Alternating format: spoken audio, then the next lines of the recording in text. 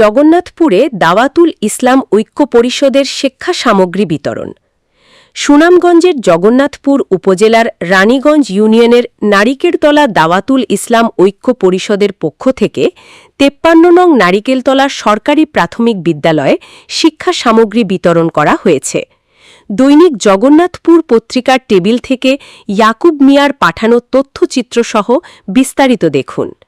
বৃহস্পতিবার ১১ জুন দুপুর ২ ঘটিকায় নারিকেলতলার সরকারি প্রাথমিক বিদ্যালয়ে শতাধিক ছাত্রছাত্রীদের মধ্যে শিক্ষা সামগ্রী বিতরণ করা হয়। দাওয়াতুল ইসলাম ঐক্য পরিষদের দায়িত্বশীল ও সদস্যদের উপস্থিতিতে সংগঠনের সভাপতি বিশিষ্ট সমাজসেবক হাফিজ মাওলানা আব্দুল হাই আল হাদির অর্থায়নে শতাধিক শিক্ষার্থীদের মাঝে খাতা, কলমসহ শিক্ষা সামগ্রী বিতরণ করা হয়েছে। অনুষ্ঠানে সংগঠনের নির্বাহী সভাপতি আব্দুল কাহার, সাধারণ সম্পাদক আলী নূর আহমেদ, সাংগঠনিক সম্পাদক হেলাল আহমেদ, প্রচার সম্পাদক মাহাদি আল হাসান সহ এলাকার বিভিন্ন শ্রেণী পেশার নেতৃবৃন্দ উপস্থিত ছিলেন।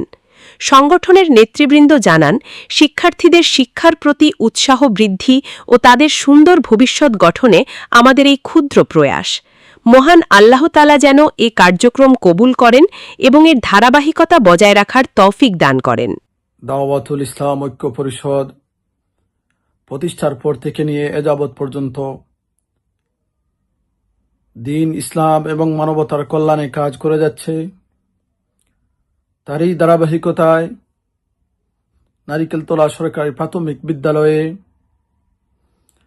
প্রায় শতাধিক শিক্ষার্থীদের মাঝে শিক্ষা সামগ্রী বিতরণ করা সম্পন্ন হয়েছে।